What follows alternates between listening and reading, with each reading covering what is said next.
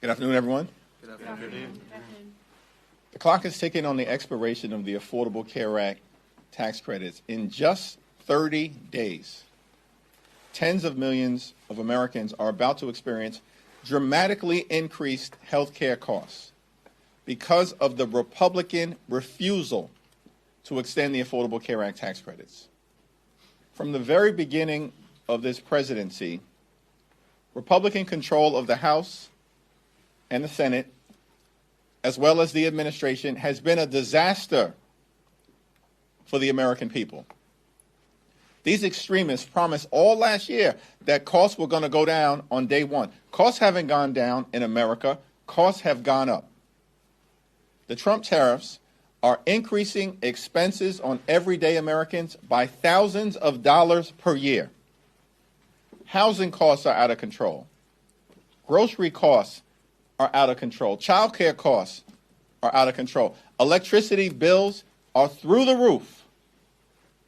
And now Republicans refuse to do a thing to prevent health care costs from dramatically increasing in a way that will deprive tens of millions of Americans of the ability to go see a doctor when they need one. Republicans have done nothing over the last several months to address the health care crisis that they have created, and they continue to refuse to take yes for an answer. Democrats have an active discharge petition, and all we need are a handful of House Republicans to join us, and we can trigger an up or down vote on a 3-year extension of the Affordable Care Act tax credits to save the health care of the American people. In every single state in this country, and protect the health care of people who these so-called Republican members allegedly represent, but who have failed to do a single thing to make their life better. Questions? Leader Jeffries, your Senate Democrat colleagues, they've previously expressed openness to reforming the credits, working through differences. Why propose a 3-year clean extension? Time has run out on Republican inaction. They have done nothing over the last 60 days but stumble, fumble, and bumble as it relates to addressing the health care crisis that they've created. Understand that this year, House Republicans enacted the largest cut to Medicaid in American history. These extremists have thrown 14 million people off of Medicaid. At the same period of time, hospitals, nursing homes, and community-based health centers are closing all throughout the country, including in rural America, because of what Republicans have done in their one big ugly bill. They've launched an unprecedented assault on the Centers for Disease Control and the National Institute of Health, jeopardizing the well-being of the American people. Vaccines are increasingly unavailable in the United States of America. Children are getting sick unnecessarily all across the country.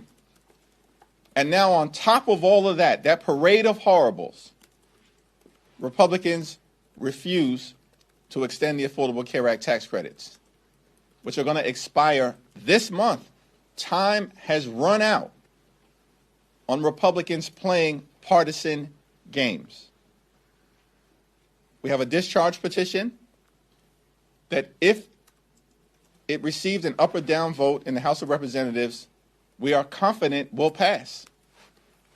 But obviously Mike Johnson has zero interest in protecting the health care of the American people. Instead, these extremists are gutting the health care of the people that they represent, including in the state of Louisiana. Leader Jeffries. Senate Democrats next week will be able to put up a vote for the ACA subsidies. Do you think there's any plan that Republicans would actually get on board with to have a bipartisan bill? And if not, what should Democrats put up on the floor in the Senate? There are Republicans in the House and the Senate who, during the Trump Republican shutdown, consistently said that once the shutdown ends that they caused, that they'd be willing to address the healthcare crisis that they've created. Most immediately by extending the Affordable Care Act tax credits. Now, we had nothing but crickets from them. It even appears that the Trump administration was ready to put forth a plan that would at least have been worthy of consideration, and that Mike Johnson tanked it. So now, Mike Johnson wants to act like he's the Speaker of the House? Really, when it comes to the health care of the American people and possibly doing something bipartisan, he wants to act like he's in control? When the reality is he's done nothing but bend the knee to Donald Trump since January 20th? I mean, House Republicans have been nothing but a rubber stamp for Donald Trump's extreme agenda since January 20th. And when it appears that Donald Trump actually might be willing to enter into a good faith bipartisan negotiation to extend the Affordable Care Act tax credits, House Republicans detonate the agreement. These people aren't serious about anything other than providing massive tax breaks to their billionaire donors. That's not a hypothetical statement. That's not hype. That's not hyperbole. It happened. They enacted the largest cut to Medicaid in American history. They ripped food out of the mouths of hungry children and seniors and veterans this year in their one big ugly bill. $186 billion cut to SNAP. And why did they do all of that? So they could reward their billionaire donors with massive tax breaks. And so the extremists are just showing the American people who they are. And as a result, the only viable path forward, it appears, in the House and in the Senate, is a straight extension of the Affordable Care Act tax credits. Let's see what Senate Democrats put on the floor next week, and we'll continue to press our case on our side of the Capitol. Thank you, Leader Jeffries. Yeah. Sorry, thanks. I just wanted to ask if there's been any kind of formal or informal back channeling with Republicans who might be supportive of the discharge petition going on at all? Well, you had 13 Republicans a few weeks ago indicate in a letter that they wrote to Deputy Speaker Mike Johnson that as soon as their shutdown was over, they wanted to address the Affordable Care Act tax credits. But now it's nothing but silence from these people because they're not serious about helping the American people, the hardworking American taxpayers that they purport to represent. This has become painfully obvious to the American people, which is why Republicans are getting wiped out electorally all across the country, as we saw last month. Literally in every single state in the union, destroyed up and down the ballot across the country. Statewide races to local races and everything in between. Because the American people are done with these people. They've been a disaster. They lied about fighting to lower the high cost of living. Instead, they've just jammed their extreme right-wing policies down the throats of the American people who are being hurt as a result. And, you know, our view about the situation, as we've repeatedly said, is that we're open to finding a bipartisan path forward. But the extremists continue to refuse to take yes for an answer. They had an opportunity, right, to accept a very reasonable proposal that Leader Schumer put on the table a few weeks ago, which was a straight one-year extension of the Affordable Care Act tax credits, and then a bipartisan commission to discuss improvements to the health care of the American people over a multi-year period of time. What was objectionable about that? Well, Republican extremists rejected it because they have no interest in doing anything to make life better for working class Americans, everyday Americans, and hardworking American taxpayers. And that's a shame. Thank you, Mr. Leader.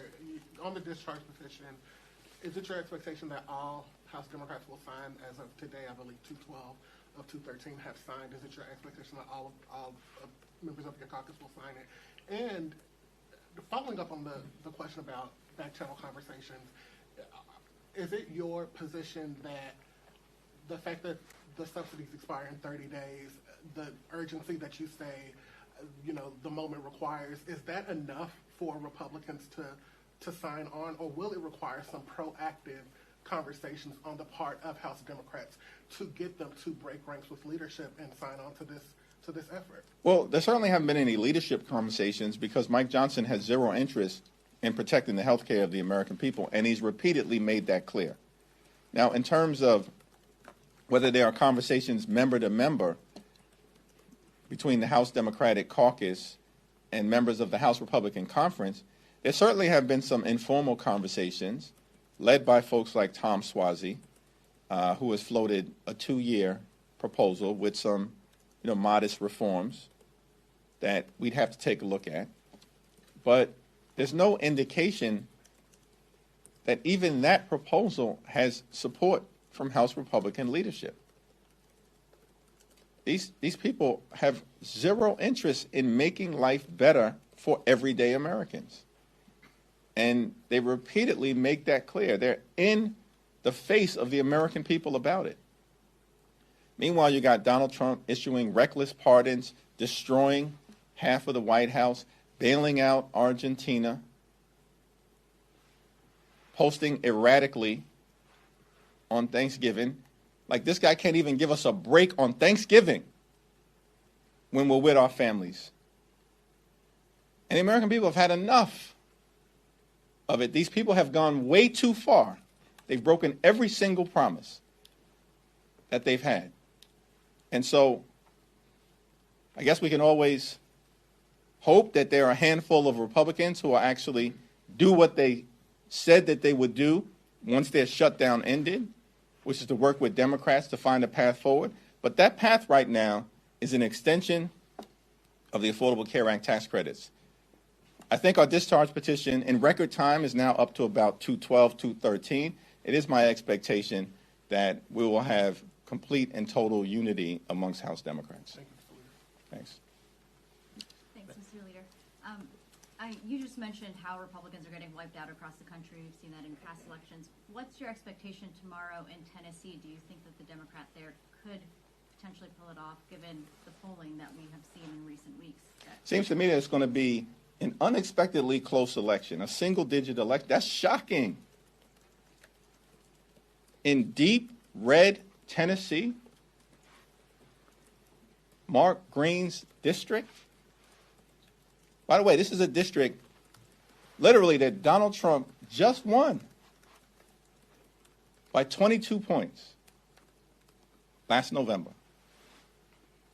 This is not a district that anyone believes should be competitive. No rational person believes this district should be competitive. And yet, it's apparently very competitive. It's going to be a much closer than expected race. Republicans have already lost. The fact that they are spending millions of dollars to hold a seat that Donald Trump just won by 22 points is extraordinary, and more evidence that Republican extremists are completely and totally on the run because they have failed the American people. And it's Democrats who are making the case all over the country that we are actually the ones fighting to lower the high cost of living, fighting to fix our broken health care system, and fighting to clean up the type of corruption that has the American people disgusted. What I don't understand is that Republicans keep doubling and tripling down on their extremism, and it ain't working. They are losing all over the place. Donald Trump's approval rating in the most recent Gallup poll is 36%. 60% of the American people disapprove of this guy. He's a disaster. And now the president and Mike Johnson are holding a rally tonight in Mark Green's district. that Trump just won by 22 points because they're scared to death about what could happen? If these people, these extremists, were actually rational, instead of doubling and tripling down on their extremism, continuing to lie to the American people, why don't they just change direction and actually partner with Democrats to solve problems on behalf of the American people? When the Congress convened at the start of the year, we made very clear we'll work with anyone, anytime, any place, new administration, other side of the aisle, to make life better for the American people. But Republicans have refused. They've gone down this my way or the highway approach. And we're not down with that, because we're not going to go along to get along when their policies are hurting the American people. Leader, wanted to talk to you a little bit about Trump's immigration plan to ban third world citizens. I mean, America, a lot of them are trying to come here to be able to make a better life, and have your thoughts on that, sir. Yeah, our view is that, one, of course, we support the notion of having strong border security. No one ever disputes that. We have a broken immigration system. We need to fix it, but it should be fixed in a comprehensive and bipartisan way. But at the same period of time, we are going to stand up for law-abiding immigrant families and communities who have been under assault by Donald Trump and the so-called Secretary of Homeland Security. They're a disgrace. We're going to stand up for dreamers. We're going to stand up for farm workers and for farmers who have been crushed by Donald Trump's extreme policies. And in this country, it shouldn't be that complicated, that we are both a nation anchored in the rule of law and a nation of immigrants, a gorgeous mosaic of people from all across the world. It's why we're the envy of the world, because that is one of the ingredients in American exceptionalism. And the American people actually don't want us to lose it, which is why even Donald Trump's immigration policies right now are deeply unpopular and underwater. Mr. The White House is denying that Secretary Hegseth had anything to do with the double tap strikes on alleged Venezuelan drug boats in the Caribbean. A, do you believe that? And B, if he or any other administration officials are found to have been culpable for any war crimes, do you think that Democrats will take any sort of punitive legislative action against them? The White House is lying, but that's no surprise, because they lie for a living, and the American people know it. It's my understanding that Pete Hegseth, the so-called Secretary of Defense, was absolutely involved. I think he may have even recently acknowledged that, because the facts are incapable of being disputed. And so the question in front of us, and I believe there will be bipartisan investigations in both the House and in the Senate, in order to determine whether war crimes were committed and either U.S. law or international law or both were violated. It's already been crystal clear that Pete Hegseth is the most unqualified Secretary of Defense in American history. I called for him to be terminated months ago, when the Signalgate scandal first broke out. Everybody on Capitol Hill knows he should have never been confirmed. It's a shame. It's because these Senate Republicans, just like House Republicans, are nothing more than puppets for Donald Trump's extreme policies. That's why they put Pete Hegseth into that position when they knew he was woefully unqualified. And now we have real evidence that extrajudicial killings are taking place. That's the stain on America's leadership in the free world, which is why our international standing is plummeting. And of course, the standing of the Republican Party is a complete and total disaster here in the United States of America. Thank you, Leader Jeffries. Following up on immigration, one of the more controversial policies President Trump announced in recent days is his intent to potentially strip citizenship away from anybody he feels isn't a benefit to the United States. I'm just curious, what's your reaction to that? That was an unhinged statement by Donald Trump. He knows he doesn't have the capacity to strip citizenship away. He's behaving like a wannabe king, and the American people are rejecting that. Thanks. I think it was your last press conference you made mention of the need to clean up the ethics of Washington. Do you support the Chip Roy bipartisan bill, and do you have any evidence that a bill like that could actually make it this time after years of failure? Yeah, it's not clear to me that the legislation introduced by Chip Roy is actually going to make it out of the Republican-run committee, yet alone on the House floor, because Mike Johnson and Steve Scalise and Republicans oppose the legislation. These people have zero interest in cleaning up the corruption that is benefiting members of their party in real time. We know that's the case because Donald Trump and his administration is the most corrupt administration in American history. It's not even close. Richard Nixon is way down in the distance. It's wild, the corruption that we're seeing in real time. And we don't hear a peep from Mike Johnson, Steve Scalise, or any of them about the corruption that's taking place in the administration, in the Supreme Court, or in the Congress. House Democrats have made clear we overwhelmingly support a ban on congressional stock trading. And as soon as we can bring a bipartisan bill to the floor, and that may have to wait until we take the gavels back after November of 2026, we plan to do it. Thanks. Kevin? When it comes to the HEGSEF and the attacks in the Caribbean, you talked about the bipartisan approach here. Are you confident that the Republican-led committees, though, are going to actually do a dutiful and complete review of this? And to what extent, given the nature and the control of the House right now, would impeachment even be an option? Well, Republicans will never allow articles of impeachment to be brought to the floor of the House of Representatives, and we know that's the case because Donald Trump will order them not to do it.